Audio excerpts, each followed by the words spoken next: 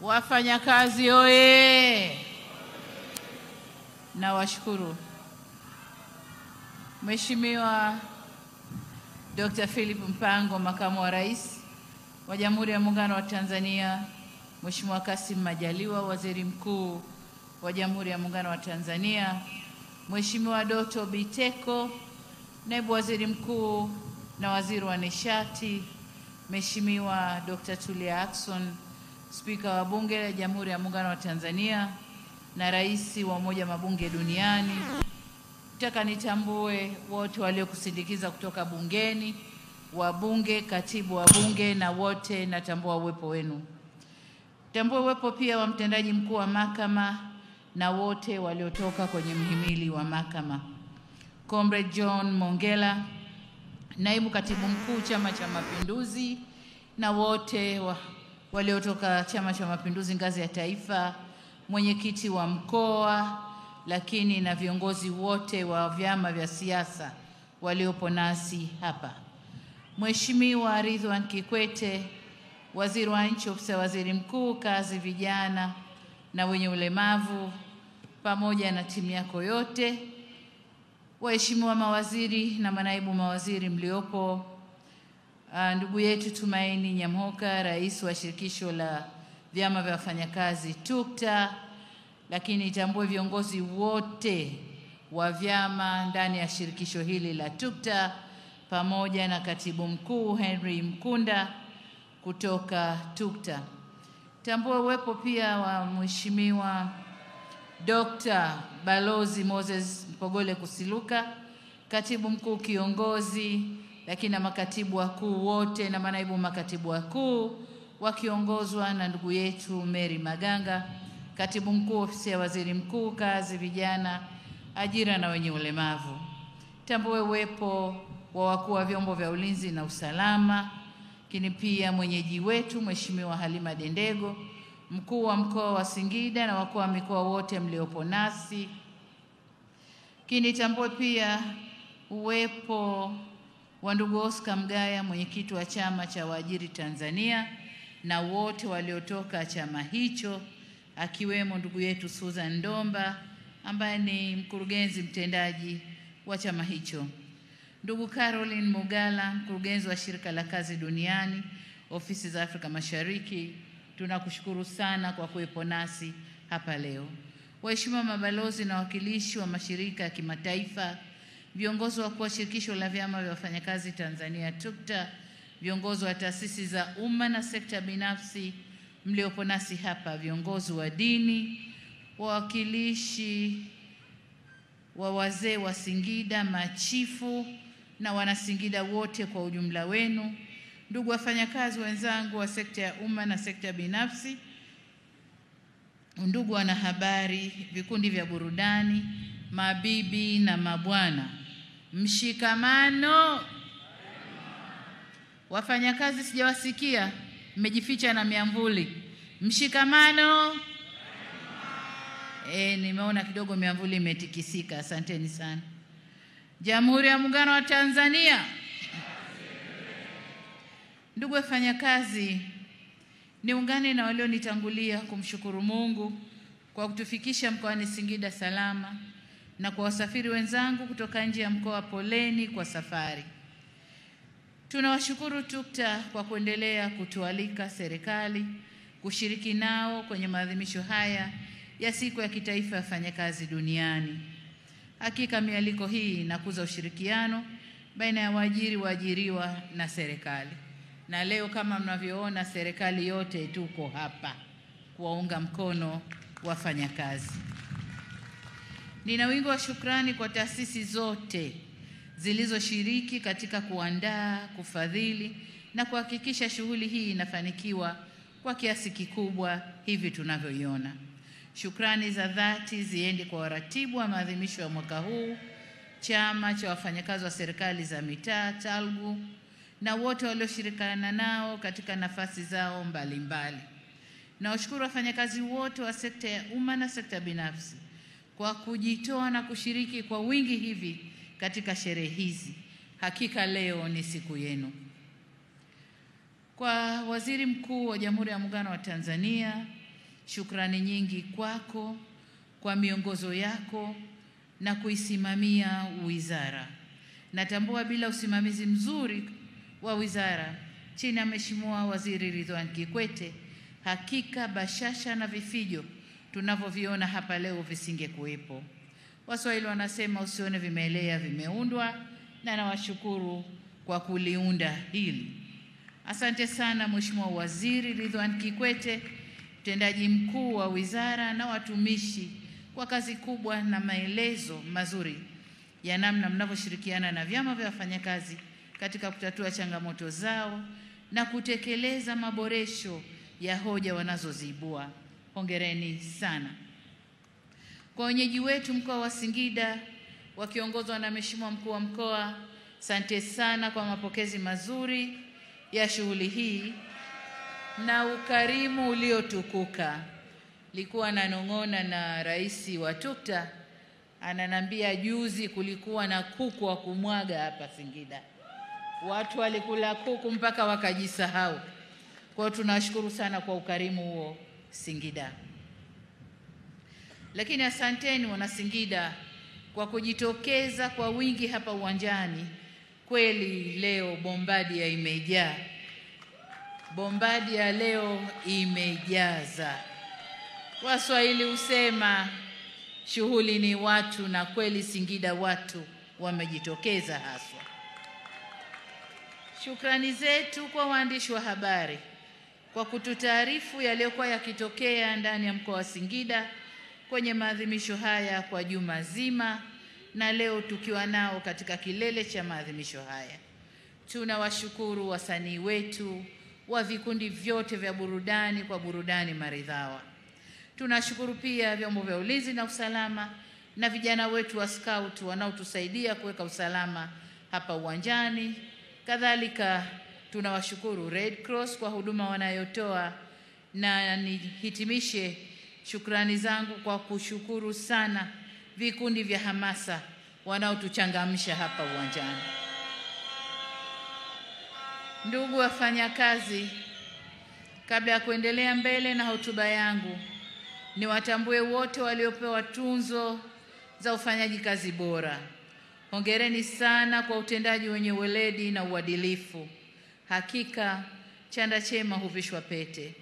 Ni imani yangu kwamba kwa tunzo hizi mlizozipata mtazidisha bidii na maarifa zaidi katika kazi zenu. Lakini pia kwa wale ambao hawakupata tunzo leo, hongereni sana kwa mchango wenu wa kuiletea nchi yetu maendeleo na kukuza uchumi wa taifa letu. Niwapongeze wana michezo, na kwa umahususi kabisa Wizara ya Mambo ya Ndani. Leo wamekumba zawadi nyingi sana. Kwa hiyo nawapongeza wana michezo wote. Nataka nitilie mkazo suala la michezo sehemu za kazi, kwani michezo ni afya. Niseme tu kwamba serikali itaendelea kushirikiana nanyi kuzifanyia kazi changamoto zinazowakabili. Nimesikiliza kwa makini risala yenu wafanyakazi iliyosomwa na Katibu Mkuu TUCTA. Tofauti na miaka ya nyuma, mwaka huu pamoja na kuainisha maeneo ya maboresho na kutoa mapendekezo, nimefarijika kusikia risala yenu ikipongeza na kuwa na wingi wa shukrani kwa serikali. Hii inatokana na kwamba vyama vya wafanyakazi vimekuwa vikiwasilisha hoja, ushauri na mikakati ya kukabiliana na changamoto zenu kwa weledi serikalini, lakini hata kwa waajiri. Mmekuwa mkifanya mazungumzo ya utatu kwa maelewano makubwa, na kwa hakika mmedhihirisha ukomavu na kuimarisha mashirikiano na waajiri wenu pamoja na serikali. Mheshimiwa Rais, hongera sana. Hatimaye ni yale ambayo yametajwa hapa kwenye risala ya Katibu Mkuu TUCTA, lakini waziri ameagusia, Caroline wa ILO ameagusia. Yote yale mafanikio Mrisho Mpoto ameyasema vyema. Yote yale ni kwa sababu tulikuwa na ushirikiano mkubwa na mshikamano mkubwa. Nimesikiliza risala kama nilivyosema pamoja na ile ya ILO ikitaja mambo na changamoto ambazo serikali imefanyia kazi na kutatua shida zilizokuwa zinawakabili. Mmeyasema vile vile yale ambayo bado hayajakamilishwa ama bado hayajaangaliwa kwa umuhimu wake. Niwahakikishie kuwa hatutayapuuza na hatutapunguza utashi wa kisiasa kwenye kuyashughulikia. Ndugu wafanyakazi, risala yenu imegusia suala la uhuru wa kuunda vyama au na kusajili vyama vya wafanyakazi. Kama mnavyofahamu, serikali imeridhia mkataba wa Shirika la Kazi Duniani namba 87 wa mwaka 1948 na tunawajibika kuheshimu matakwa ya mkataba huo ya uhuru wa wafanyakazi kujumuika. Kwa kulitambua hili, serikali kupitia Sheria ya Ajira na Uhusiano Kazini sura 336 haijaweka masharti yanayozuia usajili wa chama katika maeneo na sekta ambazo tayari kuna vyama vimesajiliwa. Lakini hapa nataka nitoe rai kwa vyama vya wafanyakazi kuendelea kutoa huduma na kusimamia kikamilifu maslahi ya wanachama wenu ili kuwaepusha na ushawishi wa namna yoyote ile unaweza kuwasababishia kujitoa kwenye vyama vyao na kuunda vyama vingine, kwani umoja ni nguvu na utengano ni udhaifu. Lakini mkataba ule na sheria ya serikali tunasema uundwaji wa vyama vya wafanyakazi hautaingiliwa na chombo chochote, iwe sekta binafsi au serikali, watajiunda kwa hiari. Kwa nizungumze na wale ambao wanashawishi sehemu za kazi uundwaji wa vyama vingine vya wafanyakazi pale kwenye vyama vya wafanyakazi, hebu liangaliwe vizuri. Rais, naomba ulisimamie hilo pamoja na kamati yako, lisimamieni hilo. Ndugu zangu, kuhusu makato ya kodi kwenye posho mbalimbali, kama ilivyoelezwa, serikali itakaa na taasisi husika na kufanya uchambuzi na tathmini ya kodi hizo.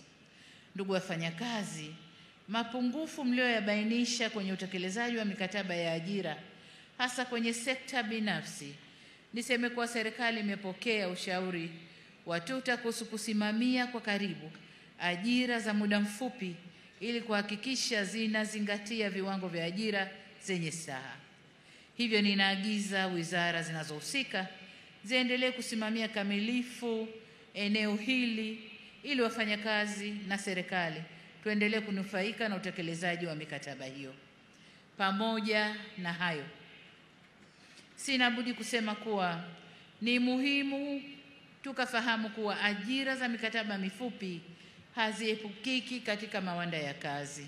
Aidha, kwa mujibu wa sheria, wafanyakazi walioajiriwa katika masharti yoyote yale wanastahiki haki zao zote za ajira, wawe mikataba mirefu, wawe mikataba mifupi. La maana ni stahiki zao kupatikana kama zilivyo. Mmegusia swala la bima ya afya, na hapa nataka niseme kuwa sheria ya bima ya afya kwa wote sura 161 ilitungwa na kuanza kutekelezwa mwezi Agosti mwaka jana 2024 kwa baadhi ya vifungu. Ili kuwezesha utekelezaji wa sheria hii kikamilifu, serikali inaendelea kushirikisha wadau na makundi mbalimbali ya wananchi, kufanya utambuzi wa kaya zisizo na uwezo, kuboresha mifumo ya utoaji wa huduma na kuandaa vitita vya mafao vitakavyokuwa na gharama nafuu kwa wananchi wote. Kwa wakati huu, serikali inawasihi wastaafu katika sekta binafsi kujiunga na huduma za bima ya afya kupitia vifurushi vinavyotolewa na Mfuko wa Taifa wa Bima ya Afya NHIF na Mfuko wa Afya ya Jamii CHF, wakati wakisubiri kukamilika kwa taarifa za utoaji wa bima ya afya kwa wote. Ndugu wafanyakazi, serikali imepokea pongezi mlizotoa kuhusu hatua zilizochukuliwa katika kuboresha mifumo ya utatuzi wa migogoro ya kikazi kwa watumishi wa umma na sekta binafsi. Aidha, kwa upande wa migogoro ya wafanyakazi wa sekta binafsi, serikali ipo katika hatua za mwisho za kukamilisha mfumo wa usimamizi wa migogoro ya kazi kidigitali ambao utawaondolea wadau adha ya kupoteza muda na gharama katika kufuatilia huduma hiyo. Kwenye hoja ya mabaraza ya wafanyakazi wa kisekta, serikali inatambua umuhimu wa mabaraza ya majadiliano ya pamoja ya sekta mbalimbali katika utumishi wa umma. Kwa kutambua umuhimu huo, serikali imeunda na kuzindua Baraza Kuu la Wafanyakazi katika utumishi wa umma pamoja na kuunda mabaraza ya kisekta ya elimu, afya na serikali za mitaa. Hivyo ninamwagiza waziri mwenye dhamana ya utumishi wa umma kuendelea kuyasimamia mabaraza hayo na kuhakikisha yanafanya kazi kwa mujibu wa sheria. Ndugu wafanyakazi, uhifadhi na utunzaji wa mazingira ni suala mtambuka. Ninaishukuru TUCTA kwa kutambua jitihada za serikali katika kuhamasisha matumizi ya nishati safi. Ni mwelekeo wa kuhifadhi na kutunza mazingira yetu. Nishati safi na mwelekeo wa kuhifadhi na kutunza mazingira yetu.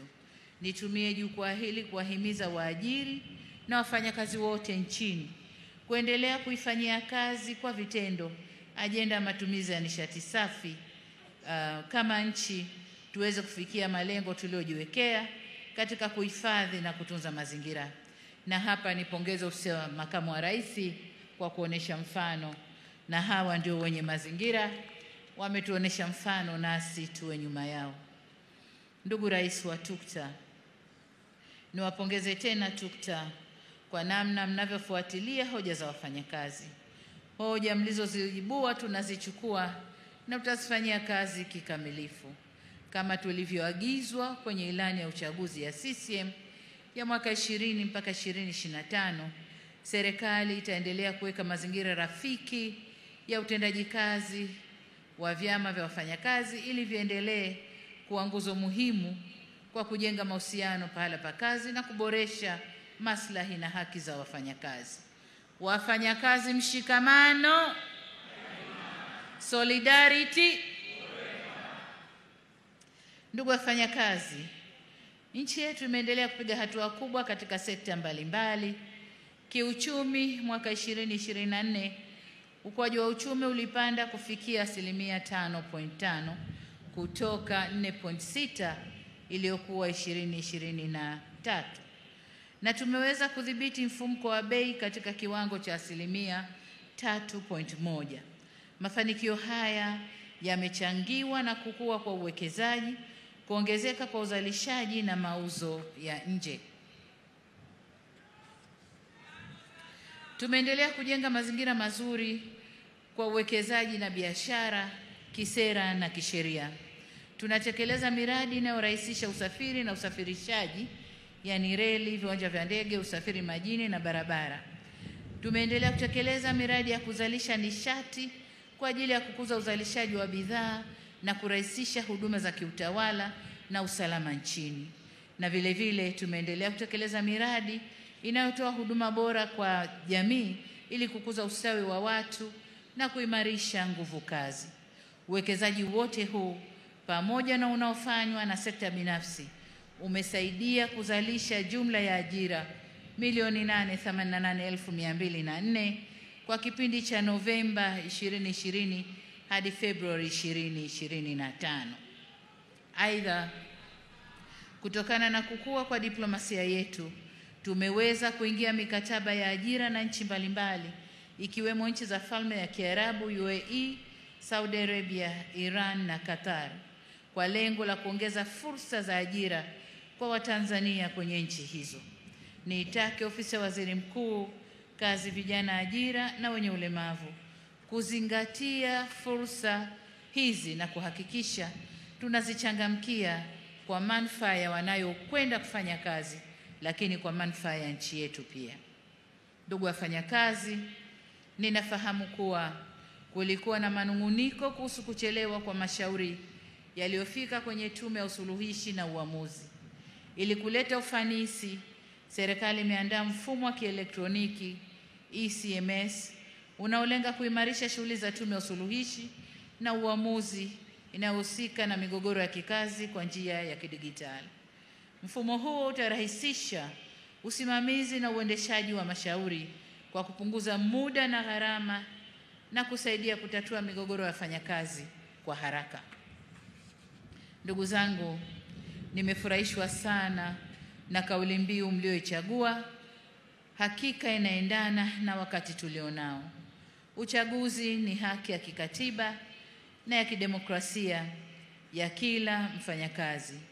Hivyo kama kauli mbiu yenu inavyosema, uchaguzi mkuu 2025 utuletee viongozi wanaojali haki na maslahi ya wafanyakazi na sote tushiriki, ambayo haipishani sana na ile ya kitaifa, ila ya kwetu imeongeza uchaguzi, ile ya kitaifa inahamasisha kuangalia maslahi ya wafanyakazi. Kwa mnasaba huu, niwaombe mjitokeze kwa wingi ili kuchagua viongozi walio bora, waweze kulinda na kutetea maslahi yenu. Tayari awamu ya pili ya zoezi la kuboresha daftari la wapiga kura imeshaanza. Hivyo wale ambao hawajajiandikisha au kuboresha taarifa zao awamu ya kwanza, niwaombe mjitokeze kwa wingi kujiandikisha ili tusije kupoteza haki ya kikatiba ya kupiga kura. Ndugu wafanyakazi, kabla sijahitimisha hotuba yangu, nitumie fursa hii kutoa msisitizo kwenu TUCTA, ATE na wafanyakazi kwa ujumla katika mambo yafuatayo. Mosi, TUCTA ni wasihi muweke utaratibu wa kutatua migogoro baina ya vyama vilivyopo ndani ya shirikisho, kwa kuwa migogoro hiyo haileti afya si tu kwa wanachama wenu bali pia kwa serikali, kwa kuwa inapunguza tija na uzalishaji na hivyo kuwa na athari za moja kwa moja kwenye uchumi wa nchi. Kati ya sababu za migogoro hiyo ni kutokuwa na uwazi katika mapato na matumizi ya fedha za michango ya ada za wanachama. Naomba mkaliangalie vyema. Nachotamani kuona ni TUCTA inayochangia kuongeza tija na ufanisi katika kazi, hali itakayochagiza maendeleo zaidi nchini kwetu. Aidha, niwatake muendelee kutetea haki za wafanyakazi wote nchini, wakiwemo ofisi za TUCTA, wafanyakazi wenu wenyewe ambao wana madai mbalimbali ya stahiki zao. Vile vile mwakumbushe wafanyakazi wajibu wao katika sehemu zao za ajira na kwa nchi yao pia. La pili ni kwenu ATE, nanyi niwasihi muendelee kuwajengea uelewa wanachama wenu kuhusu matakwa ya kisheria, hususan takwa la uhuru wa kujumuika na majadiliano ya pamoja mahali pa kazi. Tutakaporuhusu majadiliano haya, si tu yatasaidia kuboresha maslahi ya wafanyakazi, bali pia yatasaidia kuongeza tija katika uzalishaji na hivyo kuchangia maendeleo ya taifa letu. La tatu, kama mnavyofahamu, dunia imepata mtikisiko wa kiuchumi kutokana na kubadilika kwa mwelekeo wa kisiasa za kanda, ambao pia umeleta mabadiliko kwenye sera za kifedha. Mtikisiko huo umeleta kupungua kwa misaada ya maendeleo kutoka kwa wabia tuliowazoea. Hali hii inatulazimu tuongeze ukusanyaji wa mapato yetu ya ndani na tubane matumizi, ili tuweze kutekeleza majukumu yetu ya msingi ya ujenzi wa nchi na utoaji wa huduma za kijamii. Huu ni wakati ambao wafanyakazi, waajiri na serikali tunapaswa tushikamane katika vita hii ya kiuchumi ili tusiumbishe nchi yetu. Ndugu wafanyakazi, mapema katika hotuba yangu niliwapongeza kwa kuchangia kukua kwa uchumi. Mwezi Mei 2024 mwaka jana, wakati tukiadhimisha siku ya wafanyakazi, serikali ilieleza ugumu wa uchumi ulivyokuwa kwa wakati ule na kuwasihi tusiongeze gharama kwa serikali kwa kuongeza mishahara, bali tuliendelea na upandishaji wa madaraja na kutoa maslahi mengine ya wafanyakazi. Sasa kwa mapenzi makubwa na kwa namna mlivyoiunga mkono serikali tulipowaomba mfunge mkanda na mkaamua kujituma na kufanya kazi kwa bidii na kufanya uchumi wetu ukue kwa 5.5% mwaka huu, kwa kuwa mcheza kwao hutunzwa.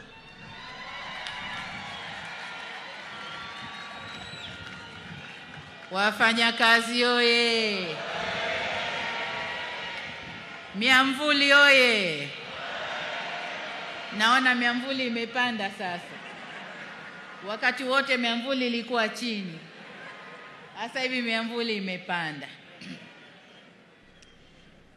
Sasa kwa kuwa mcheza kwao hutunzwa, mimi na wenzangu, na baada ya kuangalia uchumi ulivyopanda, na umepanda kwa sababu ya nguvu zenu wafanyakazi,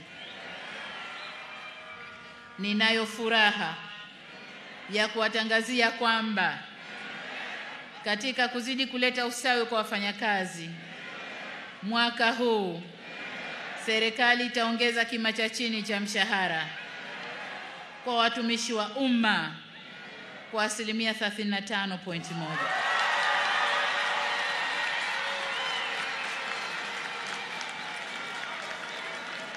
Wafanyakazi oye!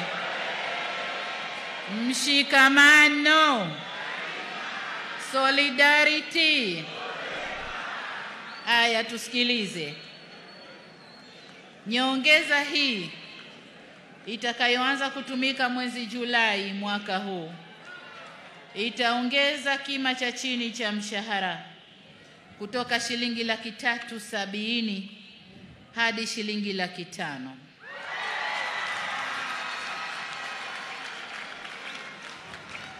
Ngazi nyingine za mshahara nazo zitapanda kwa kiwango kizuri jinsi bajeti inavyoturuhusu. Lakini nataka niwaambie nyongeza nzuri ipo. Kwa upande wa sekta binafsi, bodi ya kima cha chini cha mshahara kwa sekta binafsi inaendelea sasa kufanya mapitio ili kuboresha viwango vya chini vya mshahara kwa wafanyakazi wa sekta hiyo. Pamoja na kazi inayofanywa na bodi hiyo, naendelea kuvihimiza wizara na vyama vya wafanyakazi kufanya majadiliano na waajiri ili kutekeleza mikataba ya hali bora ya wafanyakazi katika sekta binafsi, waendane sambamba na wenzao wa sekta ya umma.